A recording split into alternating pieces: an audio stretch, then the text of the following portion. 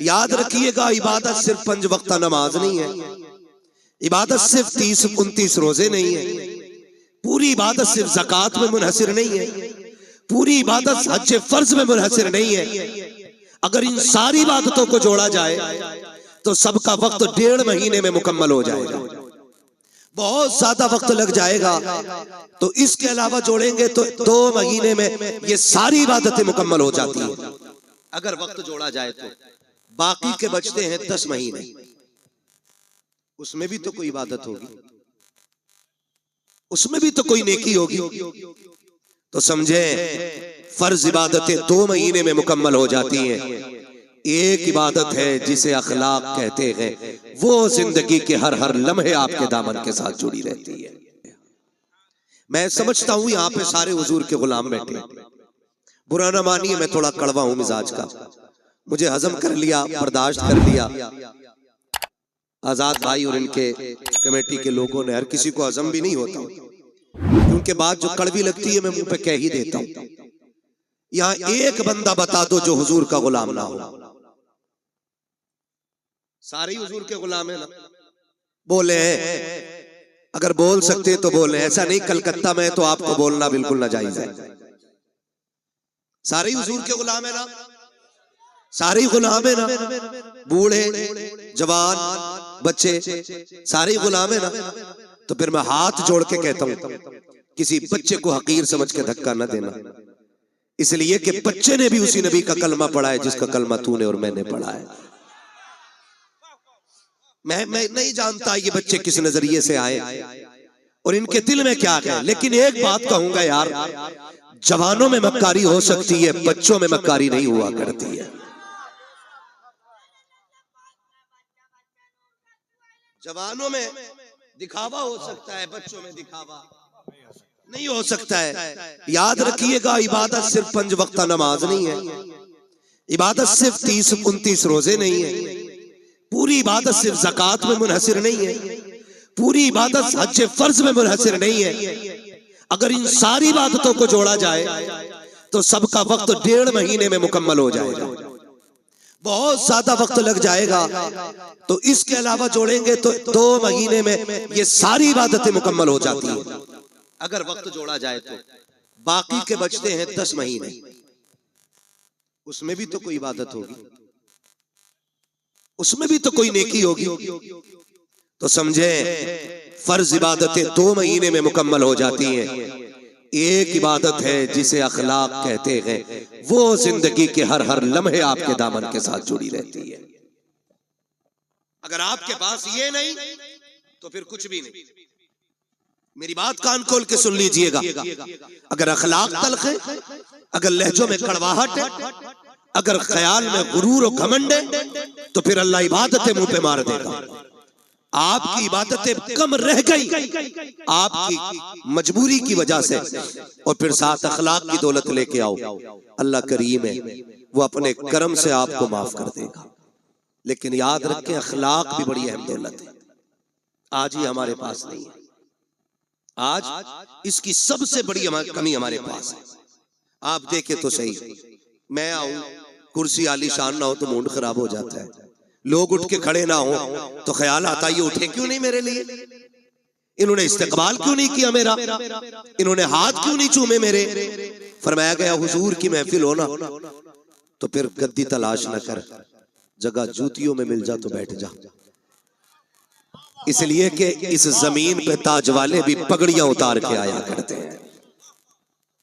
ये इन महफिलों की अजमतें होती हैं, ये इन महफिलों की बरकतें होती हैं, लेकिन कड़वे इतने कि हम किसी को हजम करने तैयार नहीं, सख्त इतने कि किसी से नर्म लहजे से बात करने के लिए तैयार नहीं। ओ भाई, जिसे कोई मुंह ना लगाया करे उसे तुम मुंह लगा लिया करो। इसलिए फरमाया गया, जो किसी का टूटा दिल जोड़ देगा अल्लाह उसे बेहिसाब जन्नत अता फरमा देगा। यार अच्छों से तो सब बात करते हैं ना, जिनके लहजे खूबसूरत होते हैं उन्हें तो सब सुनना चाहते हैं, जिनकी बातों में मिठास होती है उन्हें तो हर तरह बर्दाश्त किया जाता है। मजा तो तब है ना जब किसी ऐसे से बात की जाए जिससे कोई बात करने तैयार ना हो। और ये अखलाक की दौलत हमें हुजूर की चौखट से मिलती है, हुजूर की चौखट से मिलती है। कि जवान कान खोल के मेरी बात सुने, शायद मैं फ्री में जन्नत ना बांट सकूं, इसलिए कि मुझे पता है जन्नत इतनी सस्ती भी नहीं जितनी समझ रखी है। जन्नत सस्ती होती तो बिलाल कोड़े न खाते, जन्नत सस्ती होती तो करबला में 72 शहीद ना होते, जन्नत सस्ती होती तो हुजूर के चचा कलेजा निकलवाते। जन्नत मुश्किल है, तभी तो इतनी कुर्बानियां दीन के लिए दी गई है।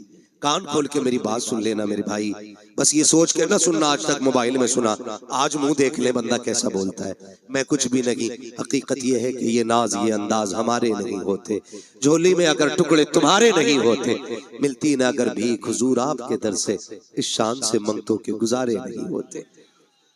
सारे हुजूर के दर का सदका है, सारी हुजूर के दर की खैरात है।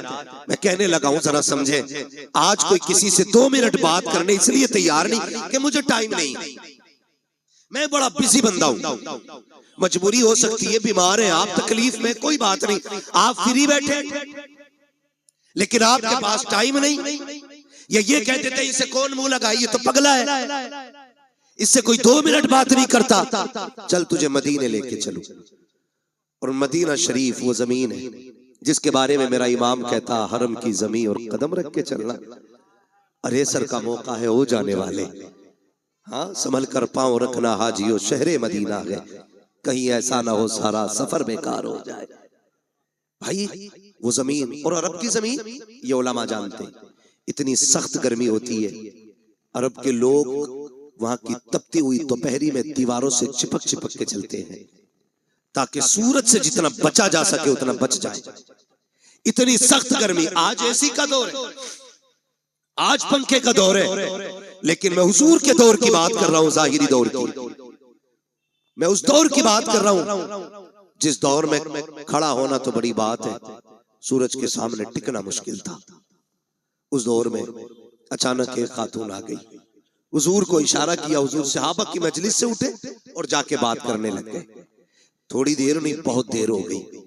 सहाबा कहते हम देखते रहे, कब ये जाए, कब ये बात खत्म हो, कब जाए, कब बात खत्म हो। जानते, कहते हुजूर पैर बदले बगैर उससे बात करते रहे थे, पैर बदले बगैर। आज मुझे बताइए किसकी गारंटी है जन्नती की? है कोई जो ये कहते मुझे मौत ईमान पे आएगी? है कोई जो ये कहते कब्र के सवालात से यूं निकल जाऊंगा? किसी के पास गारंटी है कि पुलसराज से यूं उड़ जाएंगे हम? पता है कि मीजान पे अमल रखे जाएंगे तो नेकी भारी होगी कि गुनाह? कुछ नहीं पता ना, तो फिर अकड़ किस बात की है, फिर घमंड किस बात का है? आज अपनों को वक्त देने का टाइम नहीं हमारे पास, 3 मिनट अपनों की बात नहीं सुन सकते। माफ कीजिएगा, ऐसे बड़े होने से कोई बड़ा होना नहीं कि आपको अपनों से मिलने के लिए नीचे उतरना पड़े। आप हमेशा इतने छोटे रहिए कि जब कभी अपनों से मिलना पड़ा करे तो कदम नीचे न लाना पड़ा करे। ये याद रखिएगा, वरना ये तकलीफें आज मुआशरे को खाती जा रही है।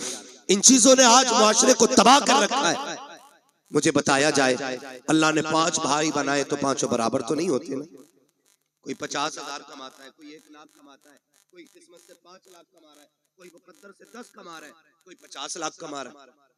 लेकिन एक ऐसा है जो सिर्फ ठेला लगाता है। भाई वो भी नहीं कही, वो भी ठेला लगा रहा है।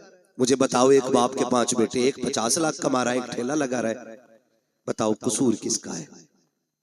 कोई कह सकता है कि ये जो ठेला लगा रहा है इसने कोई गुनाह किया था जिसकी वजह से इसको ठेला दिया गया? या जो एक साइन से 50 लाख कमा रहा है, इसने कोई ऐसी नेकी की थी कि इसके एक साइन से 50 लाख पैदा होते चले जा रहे हैं? ऐसा तो नहीं होगा ना।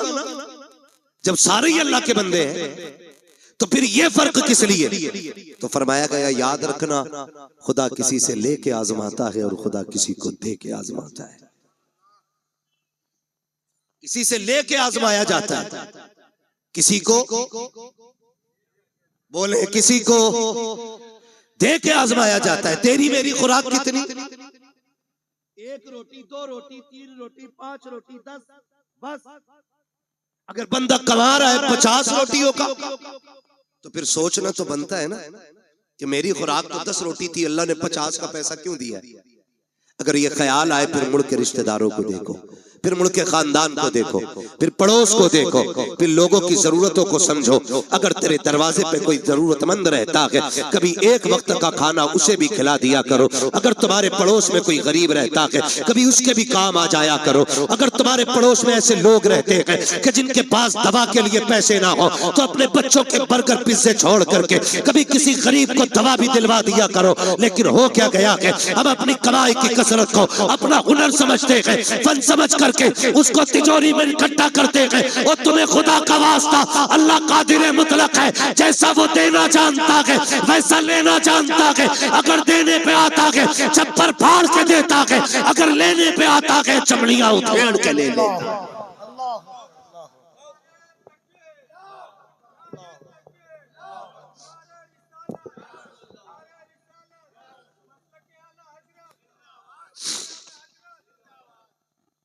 ये सबसे ज्यादा जरूरी है कि हम अपने पड़ोसी के दर्द को समझें, हम अपने जरूरतमंद भाई को देखें।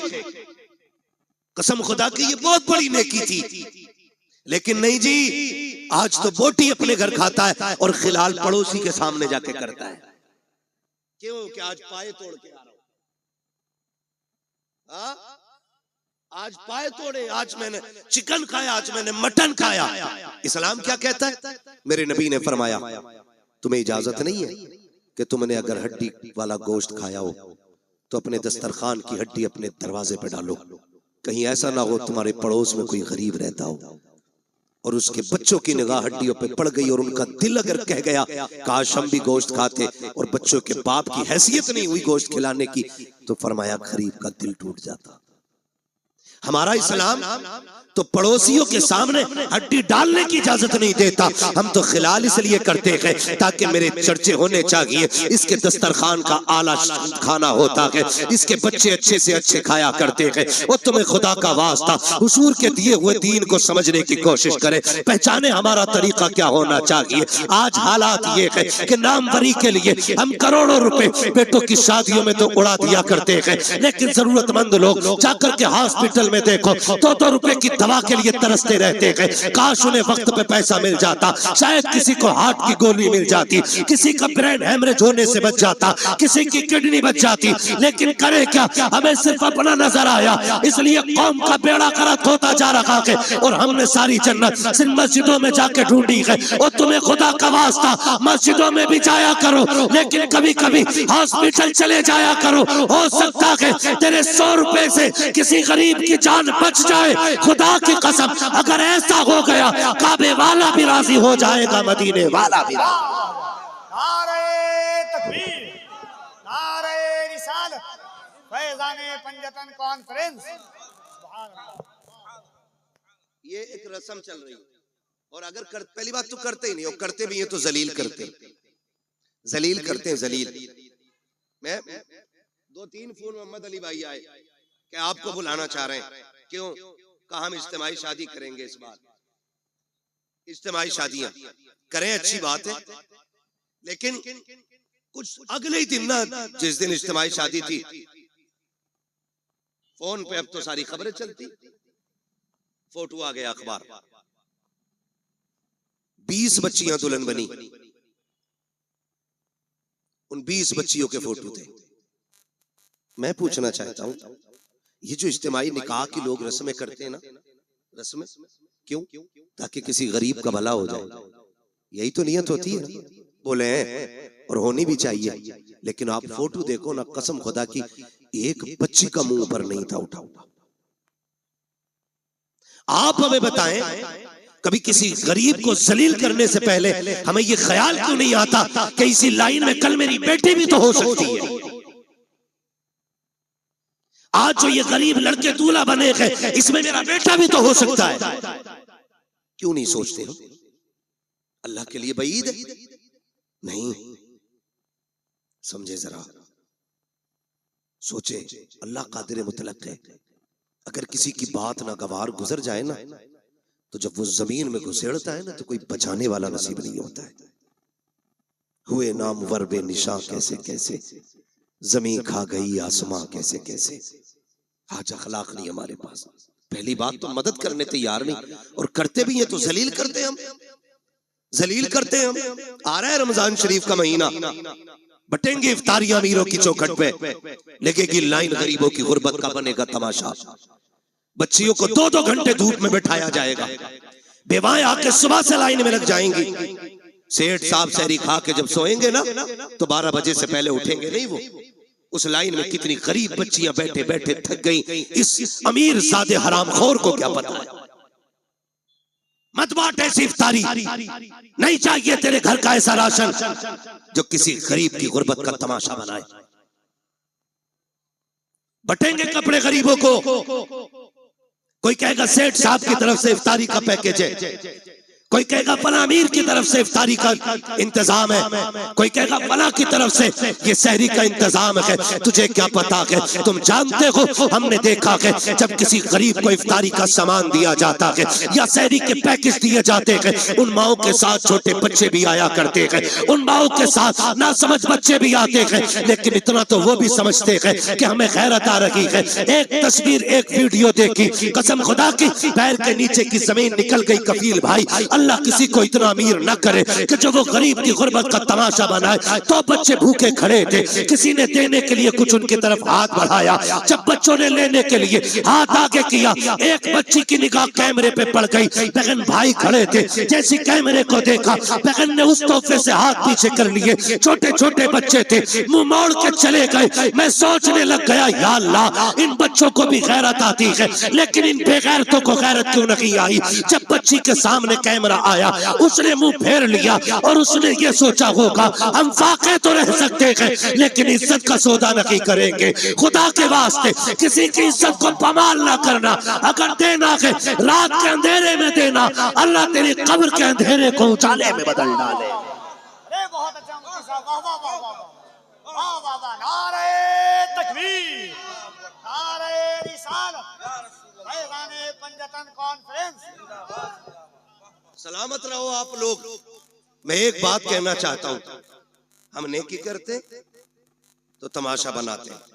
चलो फैजान पंजतन कॉन्फ्रेंस है, इमाम हसन रज़ी अल्लाह ताला अन्हु को जब गुस्ल दिया गया, आपकी जब कमीज उतारी गई तो आपकी कमर पे, पुष्ट पे, ये पीठ पे, मतलब पीठ पे आपकी ना काले निशान, काले धब्बे। लोग बातें करने लग गए, ये तो बड़े शहजादे, ये तो नूर वाले लोग हैं, कमर पे काले धब्बे क्यों।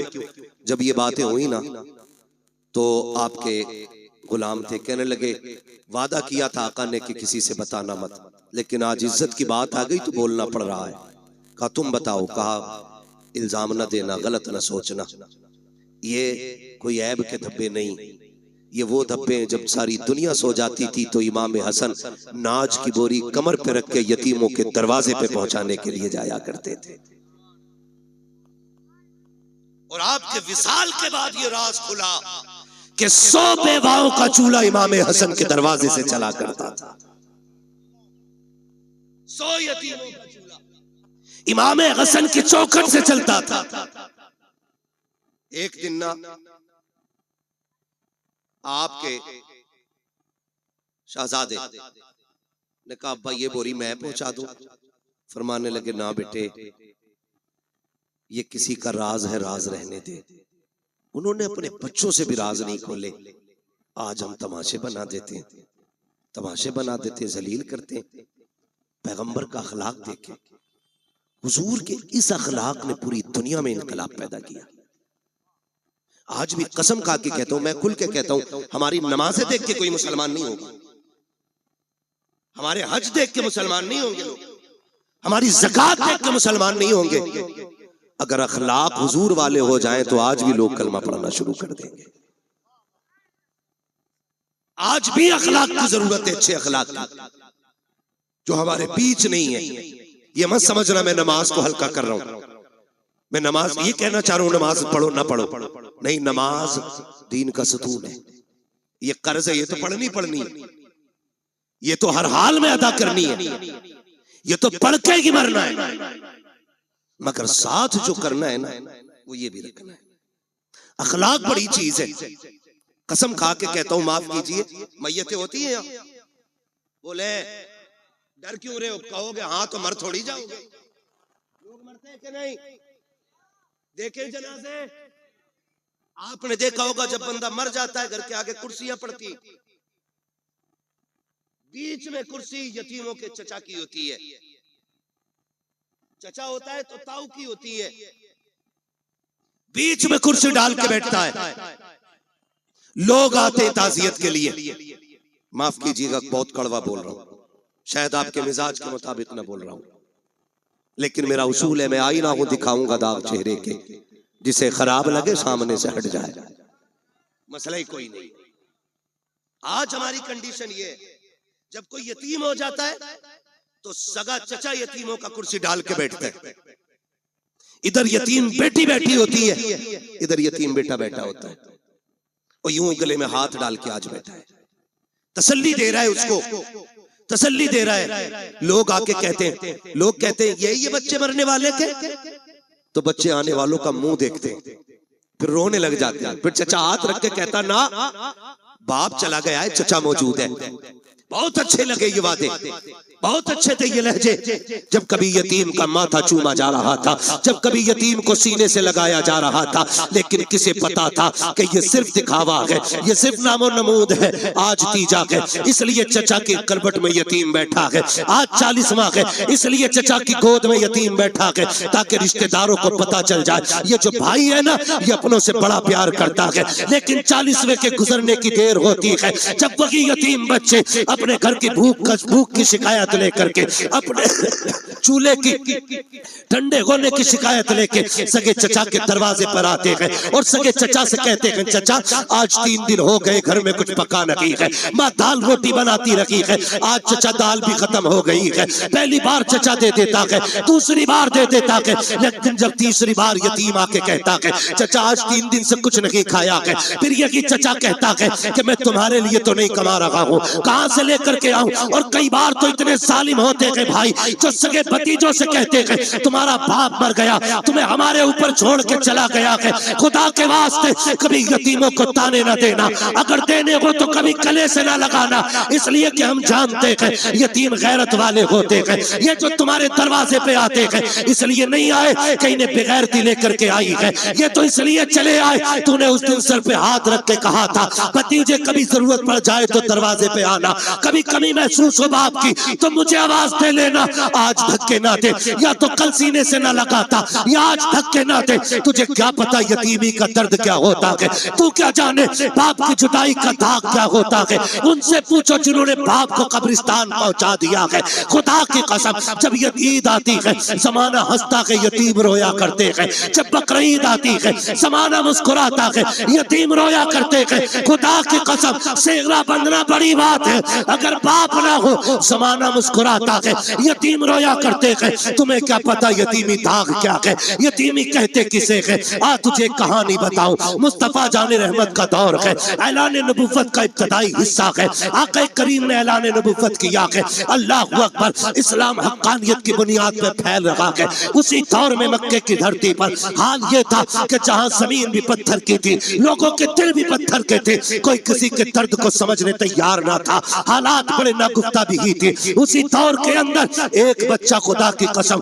अपनी माँ के पास जाके कहता है, अम्मी अब मैं समझदार हो गया हूँ, तू बेवा है मैं यतीम हूँ, देख तेरे बदन पे जो लिबास है ना ये इतना फट गया है अम्मी कि मुझे देखते हुए हया आती है, इस पे पैबंद लगा ले। माँ ने कहा था बेटे जब से तेरा बाप गया है मुश्किल से खाना मिलता है, दोपहर खा लिया तो शाम नहीं, शाम खा लिया तो दोपहर नहीं, बेटे पैबंद का कपड़ा कहाँ से लाऊं। जब बच्चे ने इतना सुना कहता अम्मी इजाजत दे तो मैं चचा के दरवाजे पे न चला जाऊं। उसने कहा बेटे ये मक्का है, यहाँ किसी को किसी के दर्द से मतलब नहीं है, ना जा, वहां से रोने के सिवा कुछ नहीं मिलेगा, दर्द मिलेगा और कुछ नहीं मिलेगा। बच्चा ने कहा माँ हो तो सकता है कि कभी मुझे देख के उसके सीने में भाई की मोहब्बत जाग जाए, ये भी तो हो सकता है मेरे चेहरे को देखे तो मेरे बाप की याद आ जाए। अम्मी इजाजत दे। माँ ने ना चाहते हुए भी बच्चे के इसरार पे बच्चे के सर पे हाथ रखा, बेटे अगर तू कोशिश करना चाहता है तो जा जाके कर ले। जब बच्चा चचा के दरवाजे पे आया,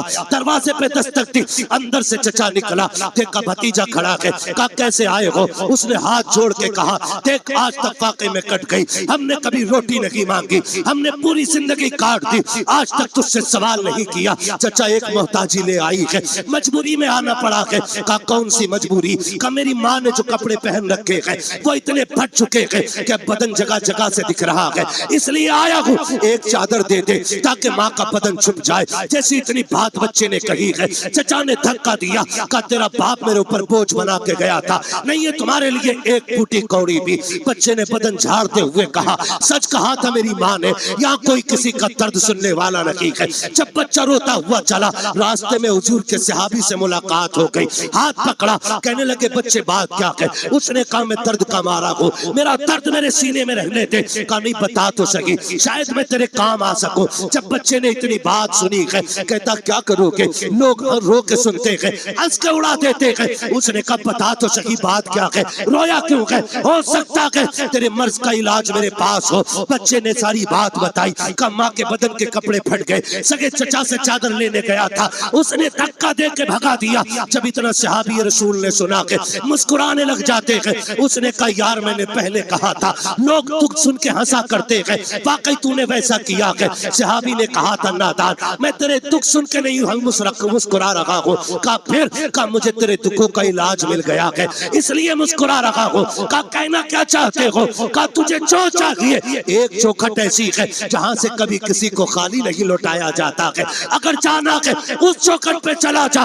बच्चे ने कहा चौखट किसकी है? कहा उसे मोहम्मद रसूलुल्लाह कहा जाता है। कहा किस महल में रहता है? कहा महल तो नहीं, चला जा खुदा के हरम में बैठा होगा, जाके उससे मांग लेना।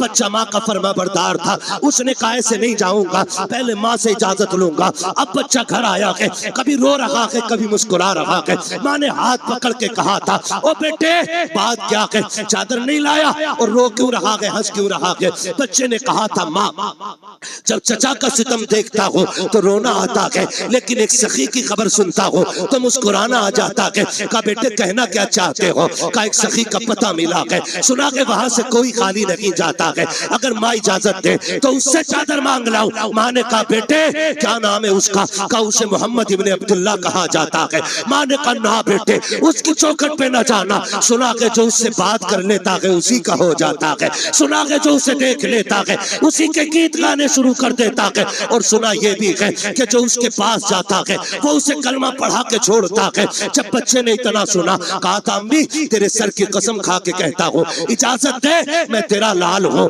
मैं कलमा नहीं पढ़ूंगा, अगर चादर ऐसे ही देंगे तो ले आऊंगा, लेकिन चादर के बदले में कलमा नहीं पढ़ूंगा। माँ ने कहा ठीक है फिर चला जा, लेकिन कलमा नहीं पढ़ना है। बच्चा आया दौड़ करके, मुस्तफा हरम में बैठे हैं, उसने आके कहा था या मोहम्मद इब्ने अब्दुल्लाह। जैसी बच्चे ने इतनी आवाज दी है, नबी के तेवर नहीं बदले गए, नबी के चेहरे पे शिकन नहीं आई थी, ये नहीं सोचा था इस बच्चे ने नाम कैसे लिया। नबुव्वत वाली आंखें फिरी, मुस्कुरा के बच्चे को देखा। आका कहते क्या बात है बेटा? उसने कहा जरा इधर तो आइए। अल्लाह अकबर, बच्चा बुला रहा है। नबियों का इमाम अपनी जगह से उठा और यतीम के करीब चला के आके करीम करीब गए हैं। उसने कहा ठहर जाइए, पहले मेरी कुछ शर्तें हैं वो मान लीजिए। आका कहते हैं बात क्या है बेटे? कहा कि मुझे मजबूरी लेके आई है, मेरी माँ के बदन के कपड़े फट गए हैं, एक चादर की जरूरत ले आई है। उसने कहा था सुना कि जब तुम किसी की मदद करते हो तो पहले कलमा पढ़ाते हो, सुनो मैं माँ की कसम खा के आया हूँ, मुझे तुम्हारा कलमा नहीं पढ़ना है। इतना बच्चे ने कहा, मेरा नबी मुस्कुराया, कहते बेटे वो तेरी मर्जी है, तुझे जो चाहे फैसला करना, जरूरत तो बता दे। उसने कहा मुझे एक चादर चाहिए ताकि मेरी माँ का बदन छुप जाए। इतना सुना, आके करीम ने मुजम्मिल वाली चादर कंधे से उतारी, यतीम की गोद में रख दी, फरमाया बेटे कुछ और चाहिए? कहा बस मेरा काम हो गया है। जैसी बच्चे ने चादर को लिया है, सीने से लगाया है, जैसी चादर सीने से लगी है,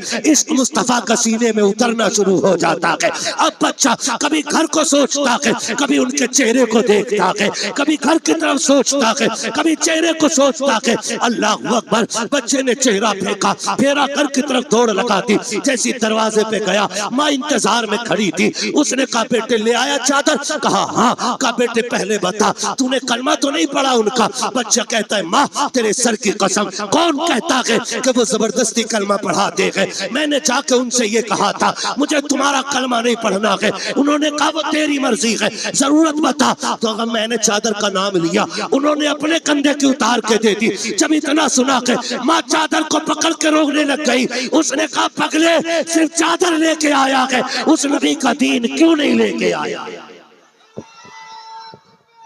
वाह वाह वाह वाह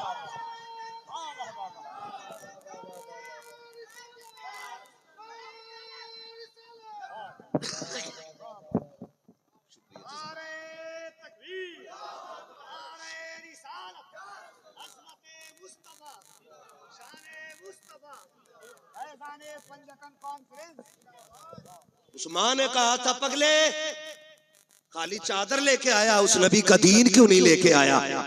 माँ मैं तेरा फर्माबरदार, तूने कहा था ना कलमा नहीं पढ़ना है। उसने कहा चल उस नबी की चौखट पे लेके चल, तू नहीं मुझे भी लेके चल। और जब माँ बेटी की उंगली पकड़ के हरम की चौखट पे आई, फिर बच्चे ने आवाज दी। हुजूर ने मुड़ के फिर देखा, आका करीम ने पूछा और क्या चाहिए?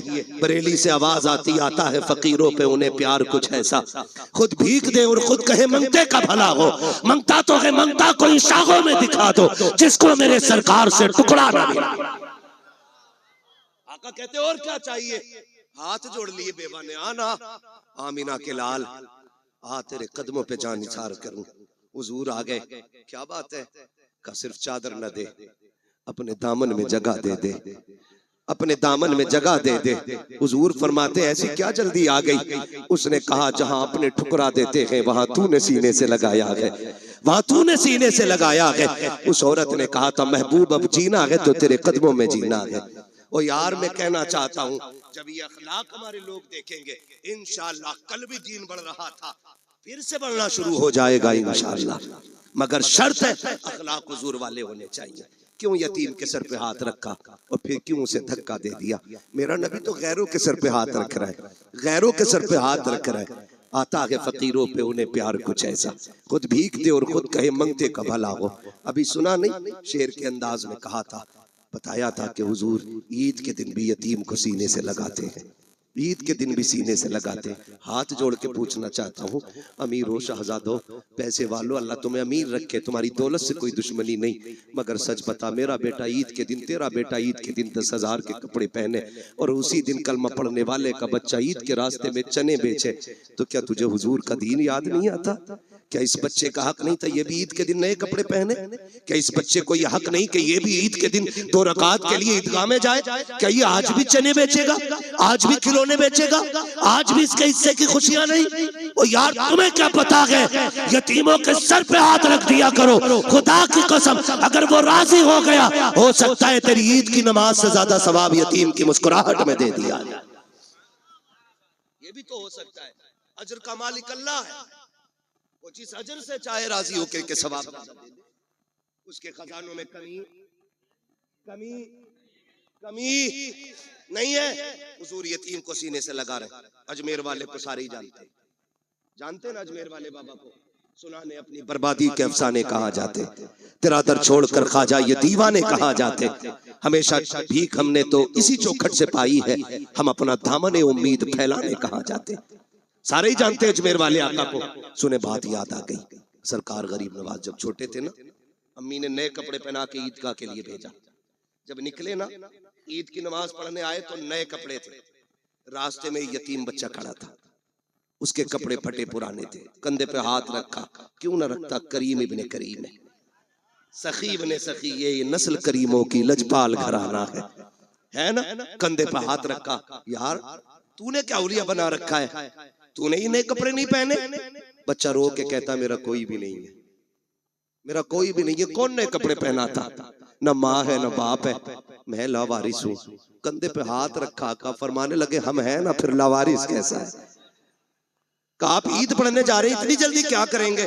फरमाने लगे ठीक है एक काम कर, 2 तेरे कपड़े पुराने हैं, 2 मेरे कपड़े नए हैं, ऐसा कर अपनी कमीज मुझे दे दे, मेरी कमीज तू ले ले, एक तेरा नया हो जाएगा, एक मेरा नया हो जाएगा, एक तेरा पुराना हो जाएगा, एक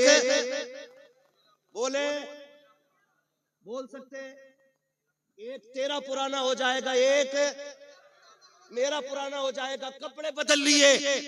घर आए, माँ ने बेटे का हाल देखा, मोइन जी अम्मी का दो नए पहन के गया था, एक पुराना किधर से पहन के आया। का अम्मी एक गरीब खड़ा था, उस पे कपड़े नहीं थे, उसकी कमीज मैंने ले ली और अपनी कमीज उसे दे दी थी। तब माँ ने कहा था, मेरे लाल तू बड़ा गरीब नवाज है। आज तक दुनिया गरीब नवाज कह रही है, आज तक दुनिया गरीब नवाज कह रही है। हाथ जोड़ के कहना चाहता हूँ, खुदारा अपनों के दर्द बांटो। आज दर्द बिखरे पड़े हैं, जलसों की कमी नहीं है, महफिलों की कमी नहीं है, खतीबों की शोरा की कमी नहीं है, मेरे जैसे कितने निकम्मे फिर रहे हैं। आज कमी है तो अहले दिल की कमी है, आज कमी है तो दर्द समझने वालों की कमी है। हाँ, अगर किसी का दर्द देख के तेरी आंख में आंसू ना आए तो फिर जाके रात को लेट के सोच, लुक़्मे हराम के है, ये तरबियत अच्छी नहीं हुई है। खुदारा रवैये अच्छे करें, हम तो अपनों के ना हो सके, गैरों से क्या उम्मीद, गैरों को क्या उम्मीद हमसे होगी।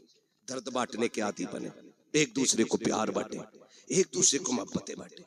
आप देखें तो सही, आप जिंदगी के हालात देखें और बख्शिश देखें, नवाजिशें देखें, आप कैसे कैसे नवाजा जाता है।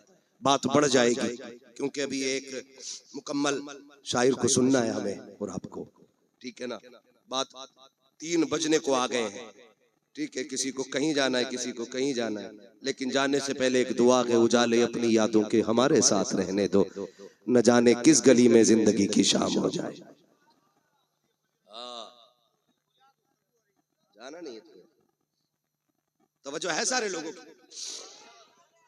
करूं बात आगे, दर्द बांटा करो, एक दूसरे की जरूरत समझा करो, एक दूसरे की जरूरत समझा करो। अभी पढ़ दूं, ये शजरा तो आने से पहले ही फरमाइश आ गई थी, मैसेज पहुंच जाते हैं पहले ही। अरे वो शजरा जरूर सुनाना, कभी कभी मन में आता खाली शजरा सुनाओ निकल ले, है ना। चलिए खैर, आपकी मोहब्बत है, मैं बात पूरी करने लगा हूं। कहते हैं जरा या रसूल अल्लाह, जितने थक गए हैं वो आहिस्ता से, और जो अभी नहीं थके वो कहते हैं जोर से या रसूल अल्लाह। माशाल्लाह कोई थका ही नहीं है, कोई थका ही नहीं। अल्लाह आपको सलामत रखे। आप देखें हालात हुजूर से जब कोई कहता ना मैं यतीम हूं, तो हुजूर सर पे हाथ रख के उसके रोने लग जाते थे। साहबा ने पूछा, हुजूर यतीम के साथ आप ये प्यार करते हैं और रोने लग जाते हैं? फरमाते हैं, जब किसी यतीम को देखता हूं ना, मुझे अपना दौर याद आ जाता है। इसलिए आपसे मेरी गुजारिश है, अल्लाह तौफीक दे, अपने रिस्क में यतीमों का हिस्सा रखिएगा, अपने हिस्से में, अपने रिस्क में बेवाओं का हिस्सा रखिए, और अल्लाह के नाम पे तिजारत कीजिए। कसम खा के कहता हूं, कलकत्ता के समंदर की मछली भी आपको उतना नफा नहीं देगी जितना रब के नाम पे की गई गरीब से तिजारत आपको नफा दे जाएगी। ये याद रखिएगा, लोग समझ नहीं पाते इन पे इतने पैसे क्यों आ रहे हैं, इन पे इतने क्यों आ रहे हैं। ये तो देखिए लगा किधर रहा है, कोई तो अमल होगा ना। पूछ कभी तन्हाई में आकर के क्या करते हो जी, तो कोई ना कोई ऐसा अमल इन लोगों का जरूर मिलेगा जो पता चलेगा कि वो अल्लाह से तिजारत करके बैठे हैं। खुदा आपको सलामत रखे। ये नस्ल करीमों की लजपाल घराना है। हुजूर ने सबसे प्यार किया। सहाबा फरमाते, औरत आ गई, सारे लोग उसको पागल कहते थे, बहुत देर तक हुजूर से बात करती रही। जब वो चली गई तो सहाबा ने कहा, हुजूर आपका वक्त बड़ा कीमती है और आप एक पागल औरत से इतनी देर तक बात करते रहे। मेरे नबी ने मुस्कुरा के कहा, दुनिया उसे पागल समझ कर ठुकराती है, क्या मैं भी उसे मुंह न लगाऊं? आका फरमाते हैं, जिसे कोई सीने नहीं लगाता उसे आमिना का लाल सीने से लगाने के लिए आया है। ये अखलाक पैदा करें, ये दिलों में गुंजाइश पैदा करें, अपनों के लिए जगह बनाएं। और खैर रह गई हुजूर की बात, हमसे उनकी बराबरी तो नहीं हो सकती, उनकी नकल करने की कोशिश करें। अगर नकल भी मकबूल हो गई तो इंशाअल्लाह बख्शिश की जमानत हो जाएगी, बख्शिश की जमानत हो जाएगी। ये कोशिश कीजिएगा, वरना उनकी सखावत हातिम ताई का पोता, इमाम हसन से मुलाकात हो गई। हातिम ताई के पोते चेहरा देख के कहने लगा, पहली मुलाकात थी, उसने पूछा यार ये किसी बादशाह का बेटा है क्या? कहा क्यों? कहा चेहरा बता रहा कि जैसे महलों में पला है। किसी ने कहा नहीं, ये बादशाह का नहीं, नबी की बेटी खातून जन्नत फातिमा जहरा का बेटा है। उसने जब इतना सुना कि हुजूर का नवासा है, वो आया करीब और कंधे पे आके हाथ रखा, कहने लगा मुझे पहचाना? अब ये कितने बेनियाज लोग हैं, कहने लगे तुझे पहचानने से मतलब भी क्या, हम क्यों पहचाने? उसने कहा मैं हातिम ताई का पोता। तो आपने फरमाया होगा। कहने लगे आप अपना तारुफ कराएं। फरमाने लगे हमें तारुफ की जरूरत नहीं, हमें कायनात का जर्रा जर्रा जानता है। वो और चिढ़ गया। उसने कहा अच्छा ये बताओ, तुम्हारे दादा बड़े थे कि मेरे दादा बड़े थे? तो आप फरमाते तेरे दादा को कौन जानता है, मेरे नाना के चर्चे तो अर्शों पे हुआ करते हैं। चुप हुआ। उसने फिर सोचा अगली बात क्या कहूं। उसने जो अगली बात इमाम हसन से कही ना, कहने लगा अच्छा ये बताइए क्या आप जानते मेरे दादा की सखावत के किस्से कितने मशहूर हैं? फरमाने लगे कितने मशहूर हैं? उसने कहा दुनिया जानती है, मेरे दादा के महल के 7 दरवाजे थे। कितने बोले? 7 दरवाजे। फिर का सखी इतने बड़े थे कि अगर फकीर आता पहले दरवाजे पे आता, वहां से भी भीख दे दी जाती। फिर वही फकीर दूसरे दरवाजे पे आता। का इतना सखी था मेरा दादा कि धक्का नहीं देता, भीख देता था। का फिर वही फकीर तीसरे दरवाजे पे आता। का फिर धक्का नहीं मिलता, भीख मिलती। का एक एक करके 7 दरवाजों पे जाता था, भीख दी जाती थी। का मेरा दादा इतना सखी था, 7 दरवाजों से भीख देता था। मेरा इमाम मुस्कुरा के कहता ये भी कोई सखावत है? उसने कहा कहना क्या चाहते हो?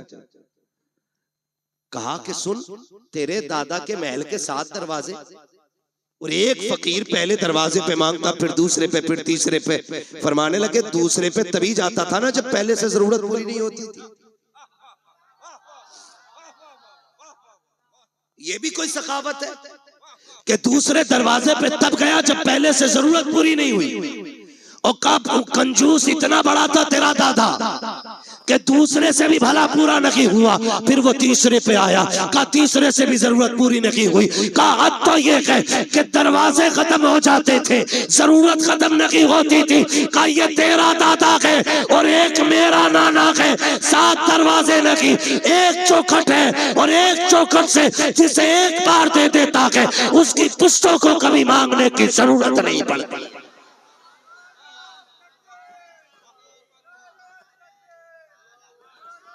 नारे तकबीर, नारे रिसालत, फैज़ाने पंजतन कॉन्फ्रेंस। सुभान अल्लाह।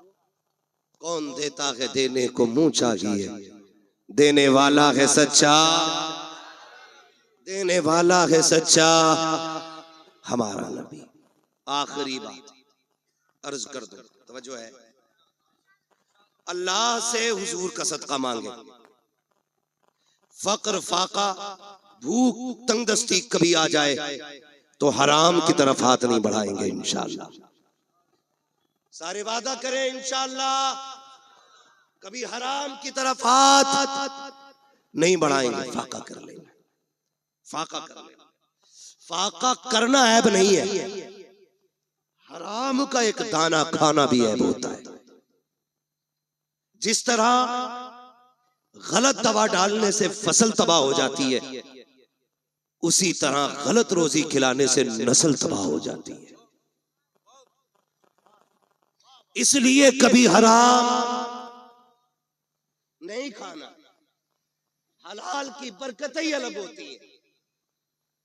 हलाल के लुक्मे खाने वालों की नस्लें कभी फरीद बनती हैं, कभी निजाम बनती हैं, कभी बख्तियारे काकी बनती हैं, कभी साबिरे कलियरी बनती हैं, कभी अहमद रजा बनती है, कभी मुस्तफा रजा बनती है। हाँ, ये हलाल खाने वालों की नस्लों की बरकत है। जो हलाल खाते गए, ये उनके लुक़मों की अल्लाह ने बरकतें रखी हैं। और यहाँ तो सारी सरकारें सुरकाही के मानने वाले लोग बैठे है ना। सरकारें सुरकाही इन तशरीफ लेकर के गए, सफर करते थे तांगे से, घोड़े से गए, उतरे और किसी मुरीद ने घोड़ा लिया, कहीं बांध दिया। अब हजरत की तो मेहमान नवाजी चली रही थी, किसी ने सोचा लाओ हजरत के घोड़े को भी चारा डाल दे। तो वही पास के खेत से ना कुछ काटा और डाल दिया। थोड़ी देर बाद हजरत को खबर पहुंची, घोड़ा बीमार हो गया। आप आए, देखा, कहने लगे बताओ बांधा किसने था, यहाँ किसने बांधा था ला करके? हुजूर फला ने बांधा था। कहा इसे खिलाया क्या था? कहा हुजूर इसे चारा डाला था। चारा कहाँ से लाए थे? कहा खेत से काटा था। कहा पूछा था मालिक से? कहा नहीं। फरमाते बस मेरे घोड़े को कोई बीमारी नहीं लगी है। कहते पूरी जिंदगी ना मैंने हराम का खाया है ना मेरे घोड़े ने हराम का खाया है। कहते हैं ये जो बीमारी समझ रहे हो ना, ये बीमारी उस हराम हरियाली की है जो बिना इजाजत तुमने मेरे घोड़े को खिला डाला।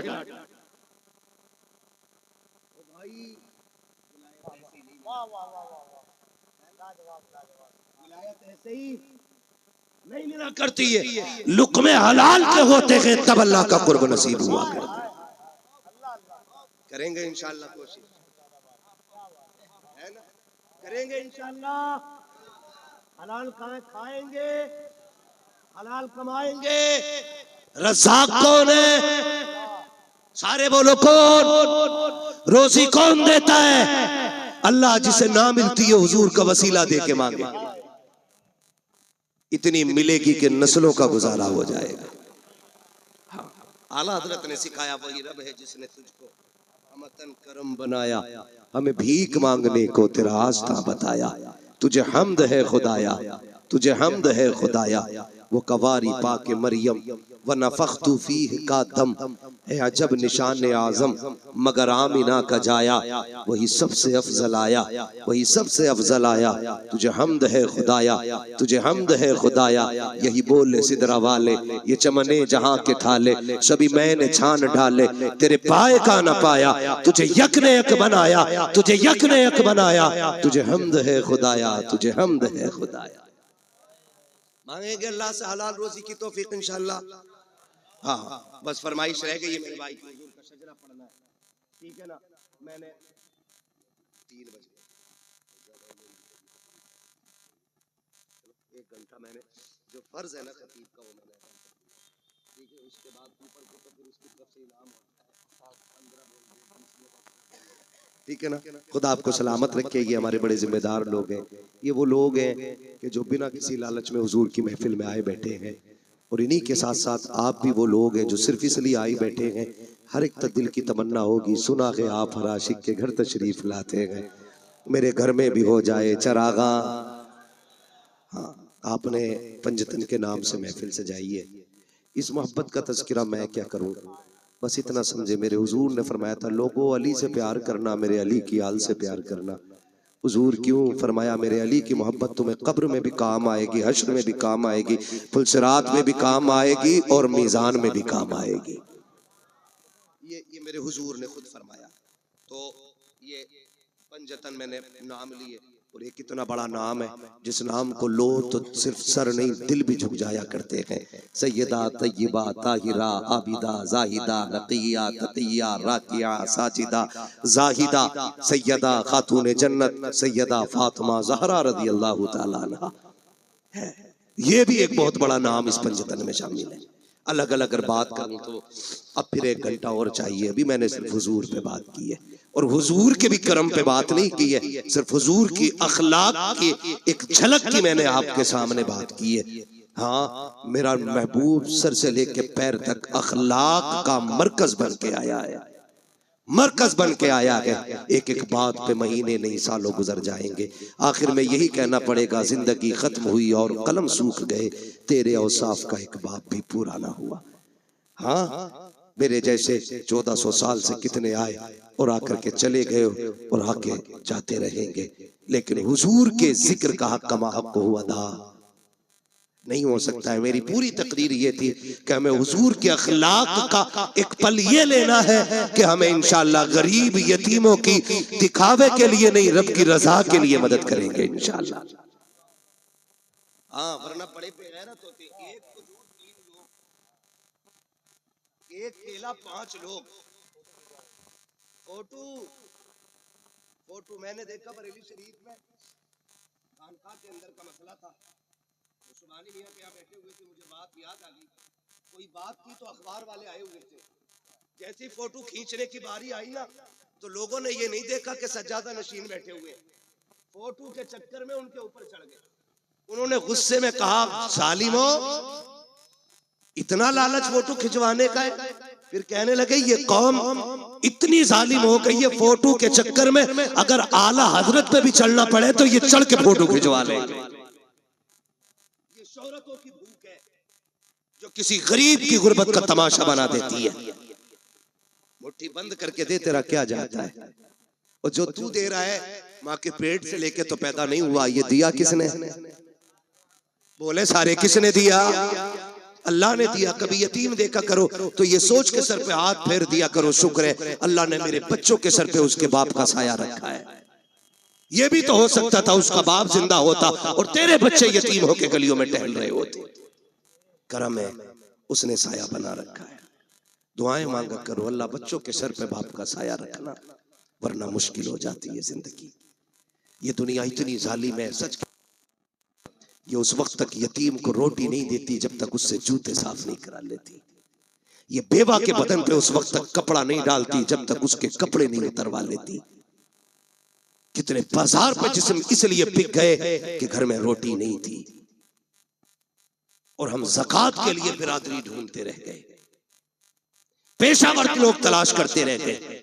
जरूरी नहीं है जो हाथ नहीं फैला रहा है वो जरूरतमंद नहीं।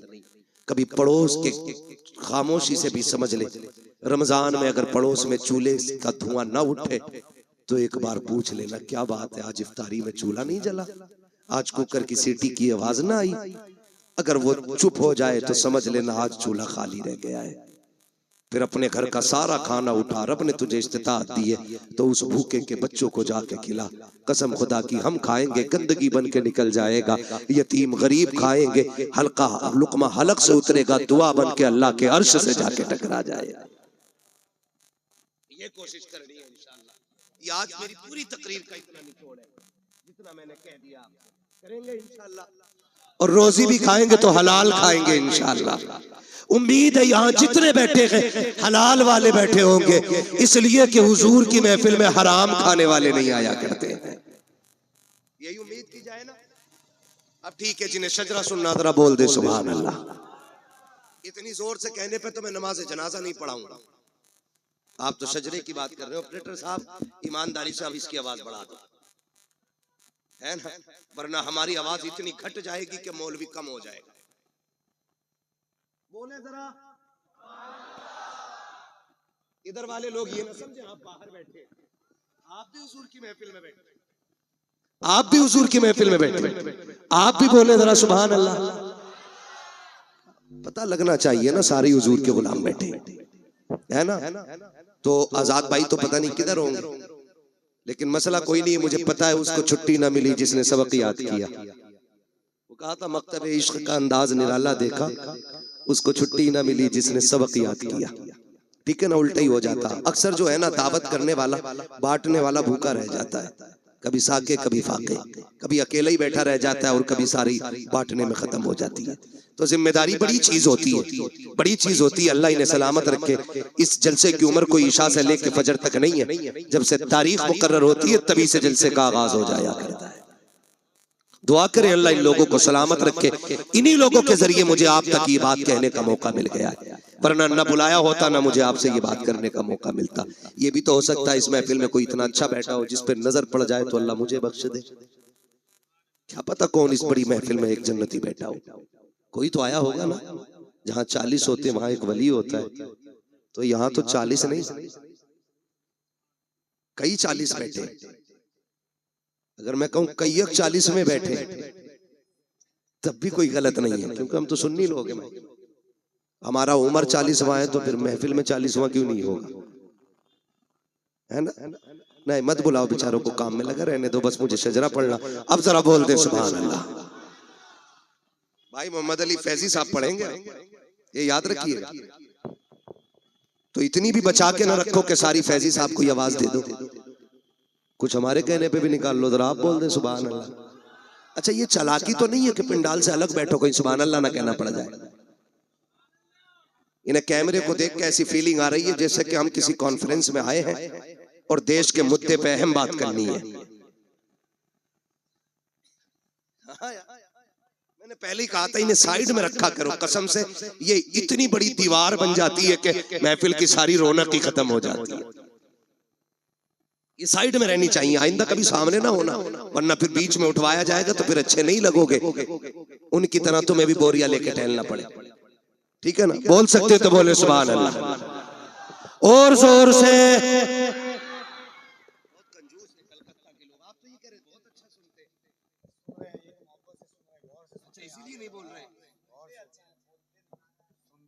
बोले जरा सुभान अल्लाह। अच्छा, सुनने का मतलब ये कि सुने पे अमल किया जाए। मैं बोलने कह रहा हूं तो ये चुप रह रहे हैं, इसका मतलब सुन ही नहीं रहे। दिल से सुन रहे, कानों से सुनिए। बोले जरा सुभान अल्लाह।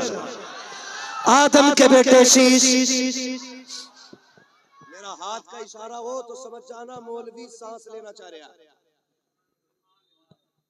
उस सांस के चक्कर में तुम्हें सुभान अल्लाह की सीधी बात है जी, तुम सुभान अल्लाह कहोगे मुझे सांस लेने का मौका मिल जाएगा, उसी की आड़ में हम सांस ले लेंगे, अल्लाह राजी होगा, आपको नेकी मिलेंगी, और जब आपको मिलेंगी वो इतना करीम है फिर अपना भी ना काम हो ही जाएगा।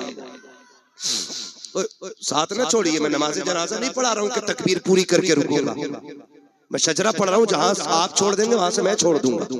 ये बिल्ले वाले बता रहे हैं कि शायद यही कमेटी वाले बैठे है ना। आज पंजतन महफिल वाले लोग हैं, इंशाअल्लाह क़यामत में पंजतन से प्यार करने वाले कह के उठाए जाएंगे, है ना? बोले जरा सुभान अल्लाह। आदम के बेटे शीश, पीछे वालों घर से खा के भी आए हो या खाली लंगर के सहारे आए हो? भूख लग रही है तो मशवरा मानना, घर से खा के भी आया करो ताकि सुभान अल्लाह कहने की ताकत बनी रहा करे, है ना? अब जो खा के आए सिर्फ वही बोले सुभान अल्लाह। आदम के बेटे शीश, शीश के बेटे यानस, यानस के बेटे कैनान, कैनान के बेटे मेलाइल, मेलाइल के बेटे ब्यारत, ब्यारत के बेटे इदरीस, इदरीस के बेटे मुतवशिक, मुतवशिक के बेटे लबक नेक नाम, लबक नेक नाम के बेटे नू, नू के बेटे साम, साम के बेटे जुला, जुलात के बेटे शालिक, शालिक के बेटे आबिर, आबिर के बेटे दाता, दाता के बेटे रावा, रावा के बेटे सारू, सारू के बेटे नाखुन, नाखुन के बेटे तारिक, तारिक के बेटे इब्राहिम खलीलुल्लाह, इब्राहिम खलीलुल्लाह के बेटे इस्माइल सबीगुल्लाह, इस्माइल सबीगुल्लाह के बेटे केदार, केदार के बेटे अवाम, अवाम के बेटे हमल, हमल के बेटे साबित, साबित के बेटे सलमान, सलमान के बेटे रईसा, रईसा के बेटे इलियासा, इलियासा के बेटे औद, औद के बेटे हव्वा, हव्वा के बेटे अदनान, अदनान के बेटे मोहित, मोहित के बेटे नदार, नदार के बेटे मुदिर, मुदिर के बेटे इलियास, इलियास के बेटे मुदरिका, मुदरिका के बेटे खदीमा, खदीमा के बेटे किनाना, किनाना के बेटे नदर, नदर के बेटे मालिक, मालिक के बेटे फार, फार के बेटे गालिब, गालिब के बेटे लुई, लुई के बेटे काब, काब के बेटे मुर्रा, मुर्रा के बेटे किलाब, किलाब के बेटे कुसई, कुसई के बेटे अब्दे मनाफ, अब्दे मनाफ के बेटे हाशिम गए, हाशिम के बेटे अब्दुल मुत्तलिब गए, अब्दुल मुत्तलिब के बेटे अब्दुल्लाह गए, अब्दुल्लाह के बेटे मोहम्मदुर रसूलुल्लाह। सुभान, नारे तकबीर, नारे रिसालत, अज़मते मुस्तफा, खानदाने मुस्तफा, नस्ले मुस्तफा, नारे हैदरी, फैज़ाने पंजतन कॉन्फ्रेंस। बस जो हुए गलत उनको माफ फरमाए रब्बे कायनात। जिंदगी ने दिया साथ, फिर होगी मुलाकात, चमन रहा फूल खिलेंगे, जिंदगी रही फिर मिलेंगे, मुसाफिर हैं हम भी, मुसाफिर हो तुम भी, किसी मोड़ पर फिर मुलाकात होगी। फकीरान आए सदा कर चले, सदा खुश रहो ये दुआ कर चले। सारे लोग कलमा शरीफ पढ़ लीजिए, ला इलाहा इल्लल्लाह मुहम्मद।